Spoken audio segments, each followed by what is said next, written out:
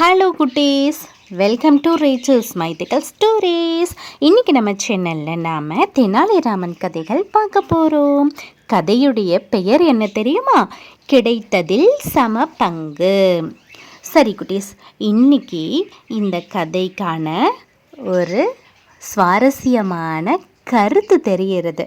அது என்னங்கிறத நீங்கள் கதையுடைய முடிவில் தெரிஞ்சுக்கோங்க. சரியா? என்ன தெரிஞ்சுக்கிட்டீங்க அப்படிங்கிறத கமெண்ட் செக்ஷனில் சொல்லுங்கள். ஓகே, நாம் கதைக்குள்ளே போகலாமா? ஒரு தடவை கிருஷ்ணதேவராயர் அரண்மனையில் கிருஷ்ண லீலா நாடக நாட்டையும் நடைபெறத்துக்கான ஏற்பாடுகள்லாம் செஞ்சிட்டு இருந்தாங்க. தெனாலிராமனை தவிர மற்ற எல்லா முக்கிய பிரமுகர்களையும் அழைச்சிருந்தாங்க. இந்த நிகழ்ச்சியில் அரசியும் மற்றும் சில பெண்களும் கலந்துக்கிட்டதுனால தெனாலிராமன் இருந்தால் ஏதாவது கோமாளித்தனம் செஞ்சுடுவான், நிகழ்ச்சி நடைபெறாத வண்ணமா அப்படின்னு சொல்லிட்டு தெனாலிராமனை மட்டும் தவிர்த்துட்டு இந்த நாடகத்தை நடக்கிறதுக்கு ஏற்பாடுகள் செஞ்சுக்கிட்டு இருந்தாங்க. நாடகத்துக்குள்ள, அதாவது அந்த நிகழ்ச்சி நடைபெற அந்த இடத்துக்கு தெனாலிராமனை எக்காரணத்தை கொண்டும் உள்ளே விடக்கூடாது அப்படிங்கிற ஒரு கண்டிஷனை வாயிற் காப்பாளர்கள் கிட்ட மன்னர் கண்டிப்பாக சொல்லிட்டார். இதை தெரிஞ்சுக்கிட்ட தெனாலிராமன் எப்படியாவது அந்த நிகழ்ச்சி நடைபெறக்கூடிய அந்த அரங்கத்துக்கு போகணும் அப்படின்னு தீர்மானம் செஞ்சார். நாடகம் ஆரம்பிச்சிட்டாங்க. நாடகம் நடந்துக்கிட்டு இருந்துதான் அந்த அரங்கத்துடைய வாயில தெனாலிராமன் நெருங்கினாரு.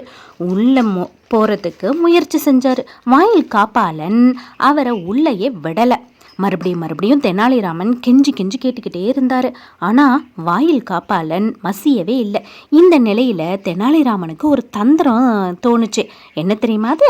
ஐயா வாயிற் காப்பாளரே, என்னை உள்ளே விட்டிங்கன்னா என்னுடைய திறமையால் ஏராளமான பரிசு எனக்கு கிடைக்கும். அதில் பாதியை உனக்கு தரேன்யா, என்னை உள்ளே விடேன் அப்படின்னு கேட்டுக்கிட்டாரு. இதை கேட்ட வாயில் காப்பாளன் முதல்ல சம்மதிக்கலை. அதுக்கப்புறம் கிடைக்கிறதுல பாதி பரிசு கிடைக்குதே அப்படின்னு ஒரு சின்ன நப்பாசையில் அவரை உள்ளேயும் விட்டுட்டாரு. அரங்கத்துக்குள்ளே போனால் இன்னொரு வாயிற் காப்பாளரையும் சமாளிக்க வேண்டி இருந்துச்சு. அவனையும் தெனாலிராமன் உள்ளே விடுறதுக்கு மறுத்தார். மறுபடியும் அந்த வாயில் காப்பாளன்கிட்ட முதல் வாயில் காப்பாளன்கிட்ட என்ன சொன்னாரோ அதையே இந்த வாயில் காப்பாளன்கிட்டையும் எனக்கு கிடைக்கிற பரிசில் பாதி பரிசு உனக்கு தரேன் அப்படின்னு சொல்லி ஆசை காமிச்சு உள்ளேயும் நுழைஞ்சிட்டாரு. யாருக்கும் தெரியாமல் உள்ளே வந்து ஒரு மூலையில் போய் உட்காந்துக்கிட்டாரு தெனாலிராமன். அப்போது கிருஷ்ணனா நடிச்சுட்டு வந்தவர் வெண்ணையை திருடி கோபிதைகள் கிட்ட அடி வாங்குற காட்சி நடந்துக்கிட்டு இருந்துச்சு. உடனே மூலையில் இருந்த தெனாலிராமன் பெண் வேஷம் அணிஞ்சுக்கிட்டு மேடையில் ஏறி கிருஷ்ணன் வேடம் போட்டு நடித்தவனை கழியால் பயங்கரமாக அடித்தார். கிருஷ்ண வேடதாரி வலி தாங்க முடியாம கத்துனாரு. இதை பார்த்த மன்னர் ரொம்ப கோபம் அடைஞ்சு மேடையில் பெண் வேஷம் போட்டிருந்த தெனாலிராமனை அழைச்சிட்டு வர சொல்லி சொன்னாரு. ஏன் இந்த மாதிரி செஞ்ச அப்படின்னு கேட்டாரு. அதற்கு தெனாலிராமன் சொன்னாரு, மன்னா, கிருஷ்ணன் கோபிகைகள் கிட்ட எத்தனையோ மத்தடி வாங்கியிருக்கான். இப்படியா இவனை போல அலறினா?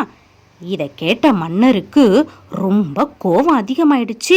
தெனாலிராமனுக்கு 30 கசியடி கொடுங்க அப்படின்னு பணியாளர்கள்கிட்ட உத்தரவிட்டாரு. இதை கேட்ட தெனாலிராமன், அரசே, இந்த பரிசை எனக்கு கொடுக்க வேணாம். ஏன்னா எனக்கு கிடைக்கிற பரிசில் ஆளுக்கு பாதி தர்றதா நான் 2 பேருக்கு வாக்கு கொடுத்துட்டு வந்திருக்கேன். அவங்களுக்கே இந்த பரிசை கொடுங்க அப்படின்னாரு. யார் அவங்க அப்படின்னு பார்த்தா வாயிற் காப்பாளர்கள். அப்போது இந்த பரிசு அவங்களுக்கு 2 பேத்துக்கும் சமமாக பங்கிட்டு கொடுத்துருங்க அப்படின்னு தெனாலிராமன் சொல்ல, உடனே மன்னர் அங்கிருந்த வாயிற் காப்பாளன்களை அழைச்சி வர சொல்லிட்டு இது குறித்து விசாரணை செஞ்சார். அந்த 2 பேரும் உண்மையை ஒத்துக்கிட்டாங்க. அதனால் அந்த 2 பேத்துக்கும் தலா 15 கசையடி கொடுக்கறதுக்கு மன்னர் உத்தரவிட்டார். அதுக்கப்புறமா தெனாலிராமனுடைய தந்திரத்தை பாராட்டி மன்னர் அவருக்கு நிறைய பரிசுகளை வழங்கினார். பார்த்தீங்களா குழந்தைகளா, தெனாலிராமன் செஞ்ச தந்திரம்.